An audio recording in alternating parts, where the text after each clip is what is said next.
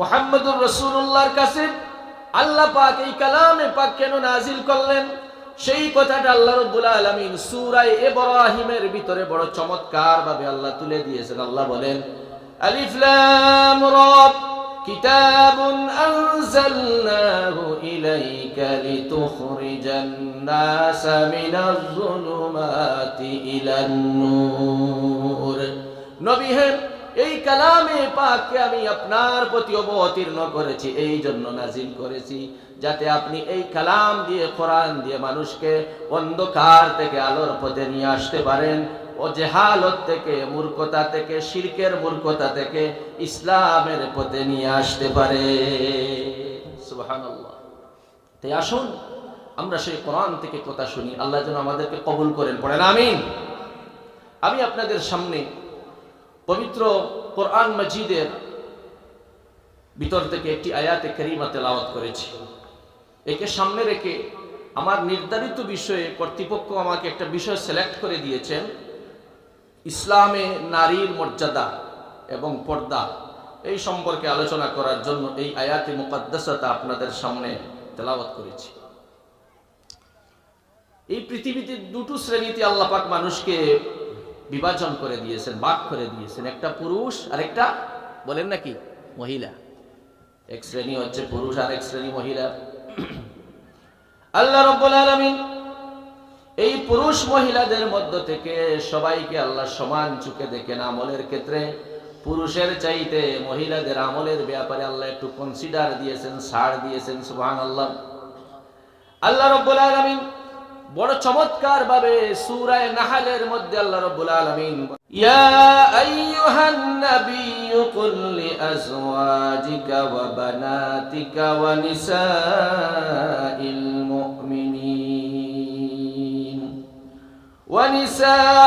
মুমিনিন ইউদনিনা আলাইহিন্না মিন জালাবিবিহিন ذلك أدنى أن يعرفن فلا يؤذين وكان الله غفورا رحيما।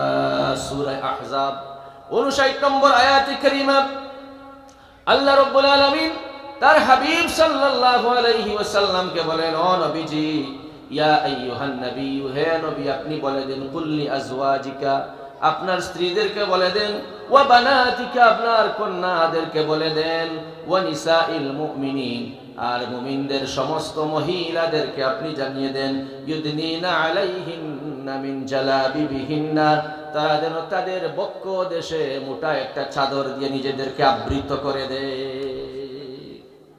যালিকা আদনা আন ইউরাফনা ফালা ইউযাইন, এটা তাদের জন্য উত্তম হবে, তাদেরকে কেউ বিরক্ত করবে না, ইফতিরিন করবে না, তাদেরকে কেউ উত্তক্ত করবে না। ওয়া কানা আল্লাহু গফুরুর রহিমা, নিশ্চয় আল্লাহ তাআলা অতিশয় ক্ষমাশীল এবং দয়ালু। সুবহানাল্লাহ। পড়েন। আমার বন্ধুগণ, আল্লাহ রাব্বুল আলামিন এই পৃথিবীতে মানুষের মধ্য থেকে পুরুষ এবং নারী দুটো শ্রেণীতে আল্লাহ পাক বিভক্ত করে দিয়েছেন। আল্লাহ রাব্বুল আলামিন পুরুষের জন্য সৌন্দর্যতার জন্য নারী সৃষ্টি করলেন। আদম আলাইহিস সালাতু ওয়াস সালাম থেকে হযরতে হাওয়াকে, কাকে সৃষ্টি করলেন? হযরতে হাওয়া আলাইহিস সালামকে। আল্লাহ পাক রব্বুল আলামিন এমন এক জাতিকে সৃষ্টি করলেন যে জাতি পেট থেকে নবীরা, ওলিরা, শহীদরা, গৌস, কুতুব, ওলি, আবদালরা সব দুনিয়াতে এসেছেন নারীদের পেট থেকে, ঠিক কিনা বলে? কিন্তু আমার মুরব্বী বাবারা, রাসূলুল্লাহকে আল্লাহ এমন এক সমাজ ব্যবস্থায় পাঠালেন, এমন এক যুগে নবীজিকে পাঠানো হলো, যেই সমাজ ব্যবস্থায়, যেই যুগের মধ্যে মহিলাদের কোনো দাম, ইজ্জত, সম্মান বলতে কিছুই ছিল না। আইয়ামে জাহিলিয়ার জামানায় আল্লাহ পাক তার হাবিবকে প্রেরণ করলেন মক্কার জমিনে, যেই সমাজের মধ্যে নারীদের কোনো ইজ্জত সম্মান ছিল না, জীবন্ত কবর দেয়া হতো নারীদেরকে, সেই সমাজে বিশ্বনবী মুহাম্মদুর রাসূলুল্লাহ পড়েন সাল্লাল্লাহু আলাইহি ওয়াসাল্লাম নারীদেরকে সেই বেইজ্জতের হাত থেকে ইজ্জতের সর্বোচ্চ আসনে রাসূলুল্লাহ সমাসীন করিয়ে দিলেন। পৃথিবীতে কোন ইজম, কোন তন্ত্র মন্ত্র, কোন মতবাদ নারীকে ইজ্জত দিতে পারে নাই, সম্মান দিতে পারে নাই।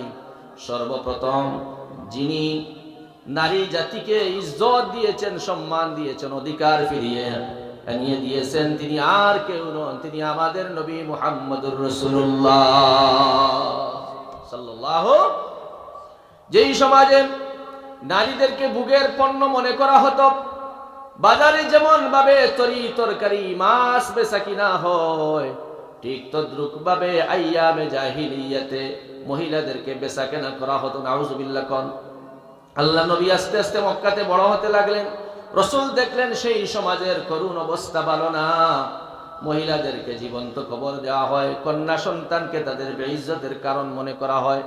আল্লাহ রাব্বুল আলামিন বলেন, وَإِذَا بُشِّرَ أَحَدُهُم بِالْأُنثَى ظَلَّ وَجْهُهُ مُسْوَدًّا وَهُوَ كَظِيمٌ। তাদেরকে যখন কন্যা সন্তানের সুসংবাদ দেয়া হতো, তখন তাদের চেহারাটা মলিন হয়ে যেত। নাউযুবিল্লাহি মিন যালিক। কন্যা সন্তানকে তারা সমাজে মুখ দেখাতে পারবে না, লজ্জার কারণ মনে করতো। নাউযুবিল্লাহি মিন যালিক। অতঃ একটু আগে লক্ষ্য করে দেখবেন, লক্ষ্য করলে বুঝতে পারবেন মুসা আলাইহিস সালামের জামানায় সম্পূর্ণ উল্টো ছিল। ইউযাববিহুনা আবনাআকুম ওয়া ইস্তাহয়ুনা নিসাআকুম। ফিরআউন কি করত? ছেলেদেরকে জবাই করত, মেয়েদেরকে বাঁচিয়ে রাখতো। আর আইয়ামে জাহিলিয়ায় আল্লাহর নবীকে আল্লাহ যে জামানায় পাঠালেন, সেই জামানায় মেয়েদেরকে জীবন্ত কবর দেয়া হতো। নাউজুবিল্লাহ।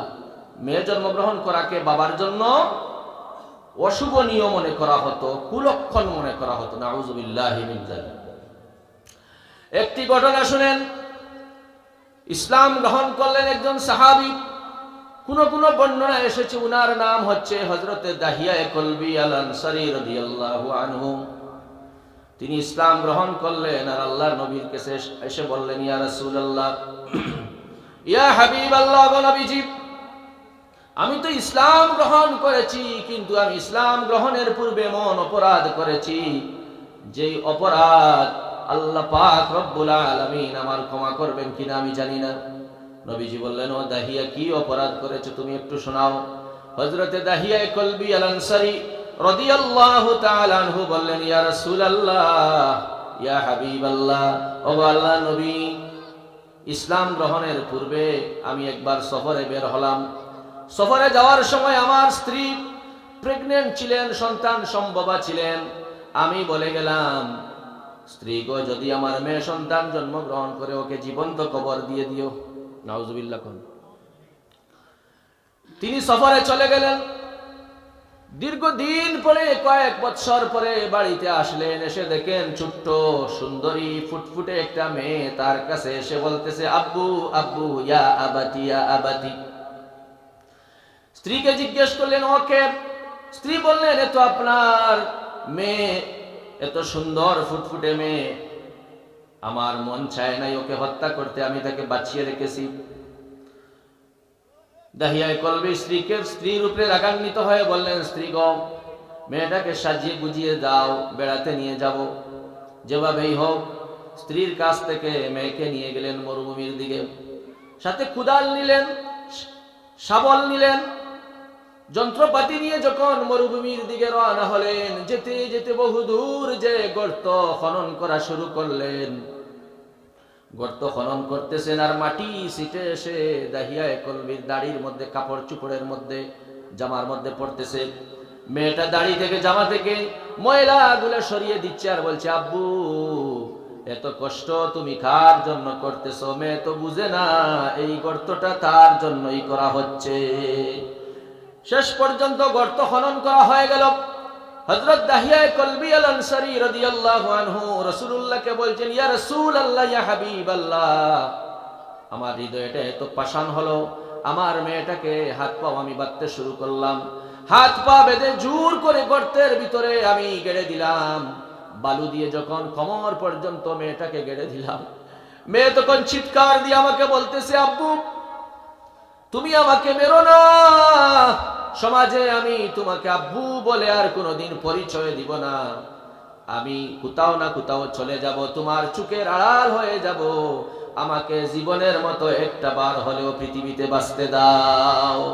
হযরতে দাহিয়া কলবি বলেন, ইয়া রাসূলুল্লাহ, ইয়া হাবিবাল্লাহ, মেয়ের মুখ থেকে এই ধরনের কথাবার্তা শোনার পরেও আমার একটুও মহব্বত হলো না, মায়া হলো না।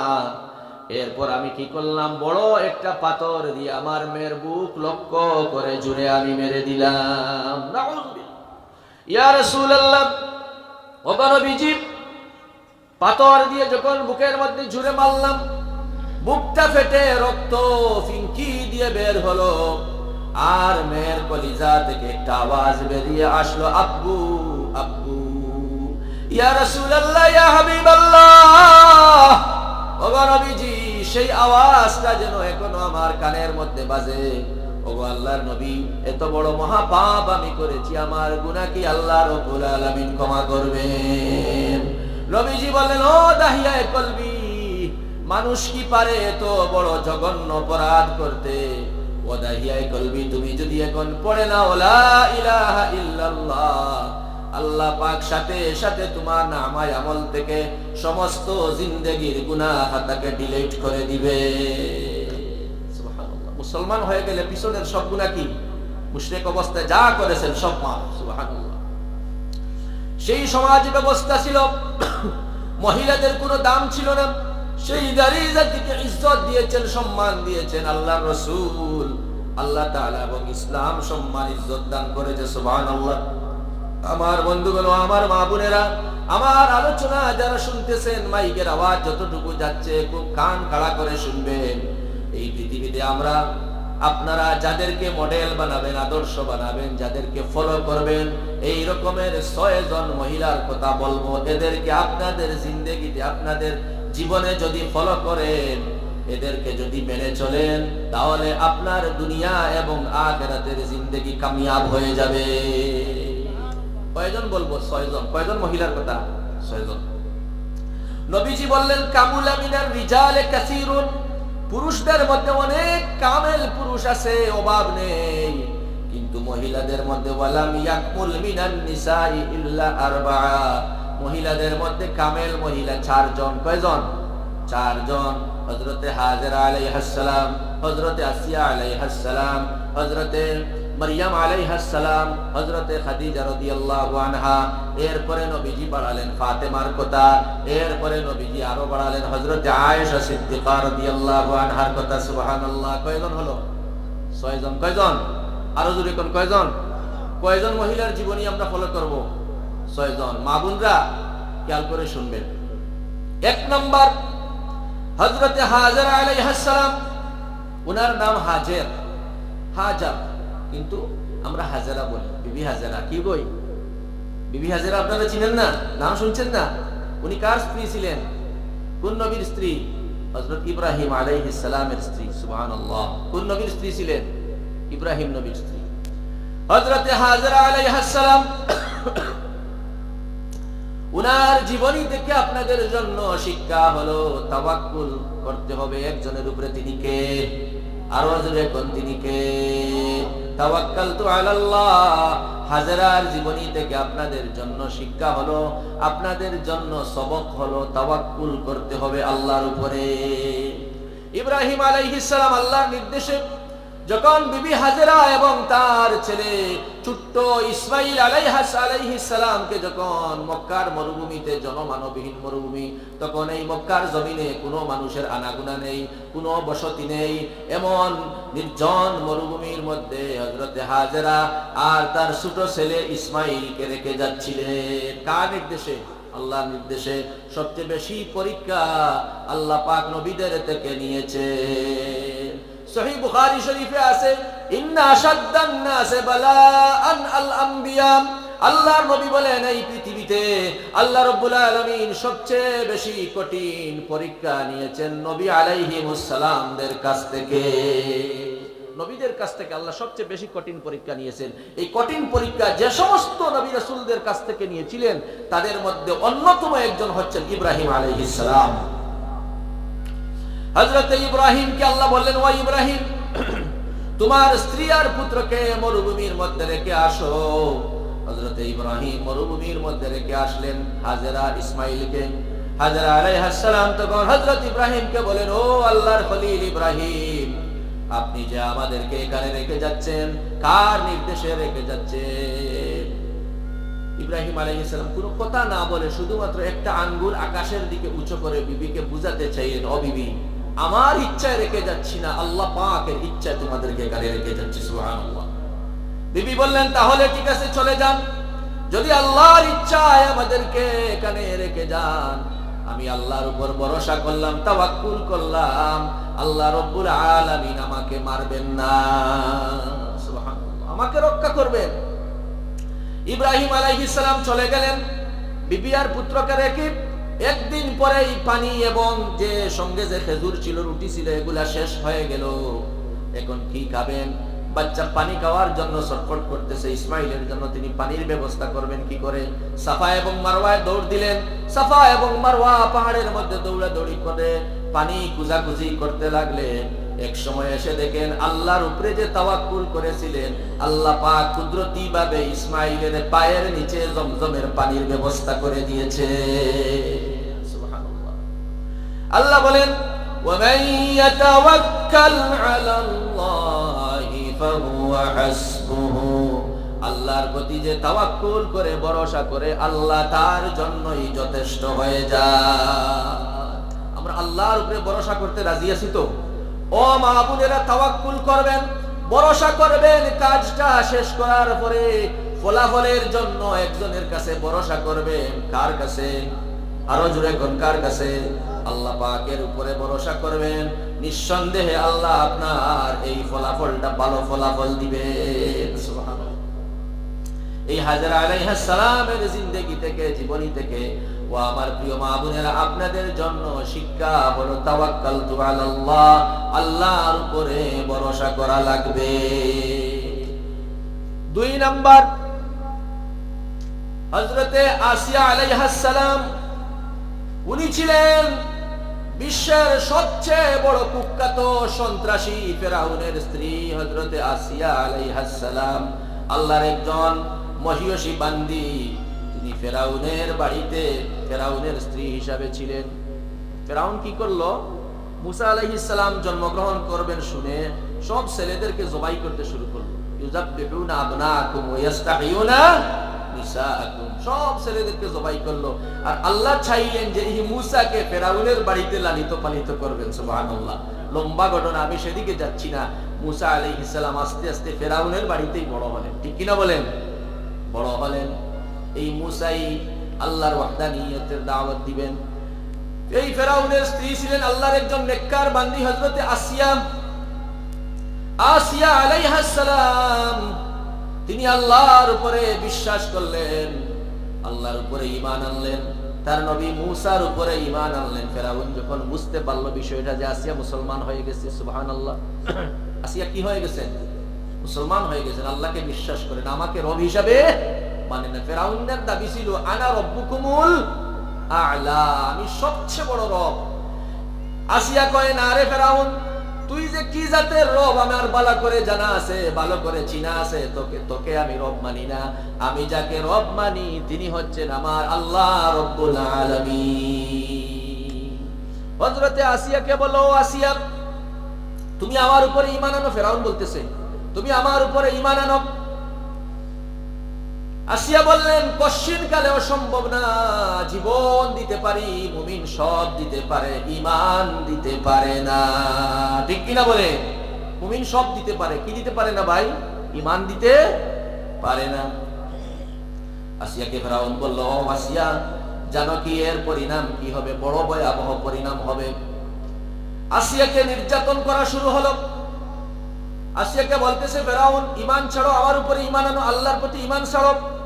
আসিয়া অটল অবিচল, না কশিন কালেও আল্লাহর প্রতি আমি বিশ্বাস ভাঙবো না। আমি যে আল্লাহতে বিশ্বাসী হয়েছি সেই আল্লাহর জন্যই আমি মরতে রাজি আছি। সুবহানাল্লাহ।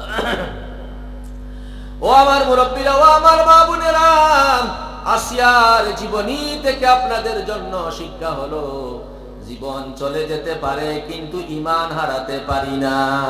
আমরা ঈমান হারাতে পারি না, ঈমান ছাড়তে রাজি না।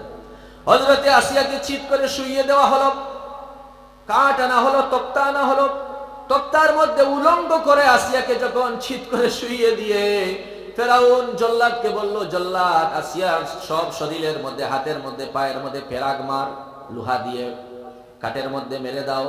আসিয়া চিৎকার দিতে লাগলেন, কাঁদতে শুরু করতে লাগলেন।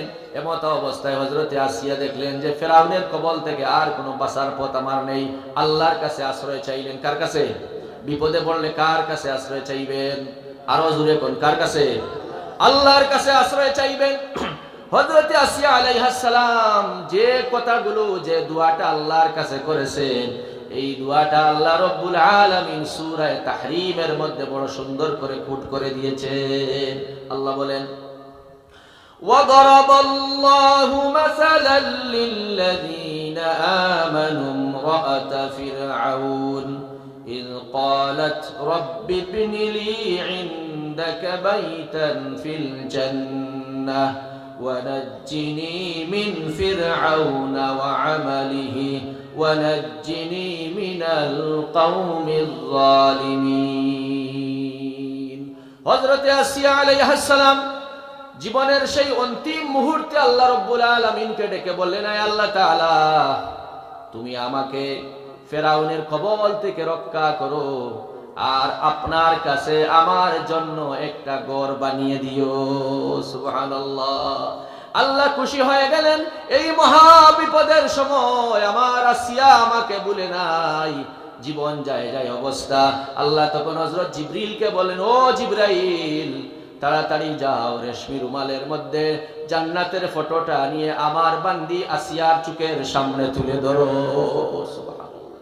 হযরতে জিবরিল আমিন আলাইহিস সালাম জান্নাতের ফটোটা, বেহেশতের ফটো রেশমি রুমালের মধ্যে তুলে নিয়ে হযরতে আসিয়ার চোখের সামনে তুলে ধরলেন। হযরতে আসিয়া আল্লাহর জান্নাত, আল্লাহর বেহেশত দেখতে দেখতে হাসতে হাসতে রবের কাছে চলে গেলেন। সুবহানাল্লাহ।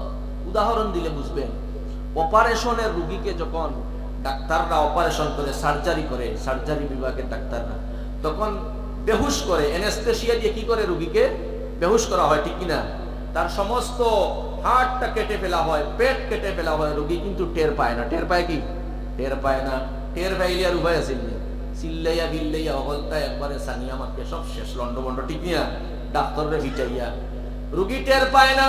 ঠিক তদ্রুপ ভাবে ঈমানদাররা যখন দুনিয়া থেকে চলে যায়, আল্লাহর নবী বলেন, ফেরেশতারা তখন রেশমি রুমালের মধ্যে তার চোখের সামনে বেহেশতের ফটো তুলে ধরেন। তখন সে বেহেশত দেখতে দেখতে, জান্নাত দেখতে দেখতে সাকরাতের সব কষ্টটা সে ভুলে যায়। তার আর সাকরাতুল মউত হয় না। জান্নাত দেখতে দেখতে ডাক্তার যেমন ভাবে অ্যানেস্থেসিয়া দিয়ে বেহুশ করে, আল্লাহর ফেরেশতারা জান্নাতের ফটো তার চোখের সামনে ধরার পরে তার মউতটা এইভাবে আসান হয়ে যায়। সুবহানাল্লাহ। ও আমার মা বোনেরা, পর্দানশীল মা বোনেরা, ভালো করে শুনবেন। হযরতে আসিয়ার জীবনী থেকে আপনাদের জন্য শিক্ষা হলো, মানুষ মুমিন সব দিতে পারে, ঈমান দিতে পারে না, ঠিক কিনা বলেন? ঈমানের পথে অবিচল থেকে আমার মরণ যেন হয়, তোমারই কাছে মিনতি আমার, তোমারই কাছে মিনতি আমার, মহামহিম দয়াময়। ঈমানের পথে অবিচল থেকে আমার মরণ যেন হয়। পড়ে না আমিন। আমরা কালিমা পড়তে পড়তে মরতে চাই, ঠিক কিনা বলেন? পড়ে না আমিন। সকলে চান তো? দুহাত তুলে আল্লাহকে দেখা, নারায়ে তাকবীর। আল্লাহ আমাদের সকলকে ঈমানি মত নসিব করিয়ে, পড়ে না আমিন। ঈমানি জিন্দেগি আমাদেরকে দাও, আমিন। কোন একদিন এ দেশের আকাশে কালেমার পতাকা দুলবে, সেদিন সবাই সবাই খোদাই বিধান পে দুঃখ বেদনা বলবে। কোন একদিন এদেশের আকাশে কালেমার পতাকা দুলবে। সেদিন সবাই খোদাই বিধান পে দুঃখ বেদনা বলবে। পড়েন আমিন। আমার বন্ধুগণ, আমার মা বোনেরা, আসিয়ার জিন্দেগি থেকে আপনাদের জন্য শিক্ষা হলো, মুমিন সব দিতে পারে কিন্তু কলিজা থেকে ঈমান দিতে পারে না। 3 নাম্বার, 1 নাম্বার গেল কার কথা? বিবি হাজেরা। 2 নাম্বার আসিয়া। 3 নাম্বার মারইয়াম আলাইহিস সালাম। হযরতে মারইয়াম আলাইহিস সালাম উনি আল্লাহর এত প্রিয় একজন বান্দি ছিলেন। উনার পেট থেকে আল্লাহ পাক এমন একজন নবীকে জন্ম দিয়েছিলেন যে নবীর কোনো আব্বা নেই, কোনো পিতা নেই। বলেন তো নবীর নাম কি? ঈসা আলাইহিস সালাম। হযরতে ঈসা আলাইহিস সালাম। হযরতে মরিয়মের মার নাম হলো হান্না বিনতে ফাকুজ। হযরতে মারইয়ামের আম্মা আল্লাহর কাছে দোয়া করলেন, আয় আল্লাহ তাআলা, আপনি আমাকে যে সন্তান দিবেন, এই সন্তানটা আমি বাইতুল মুকাদ্দাসের জন্য ওয়াকফ করে দিলাম খাদিম হিসাবে। সুবহানাল্লাহ। রব্বি ইন্নী নাযারতু মা ফি বাতনি মুহাররারান ফাতাকাব্বাল মিন্নি।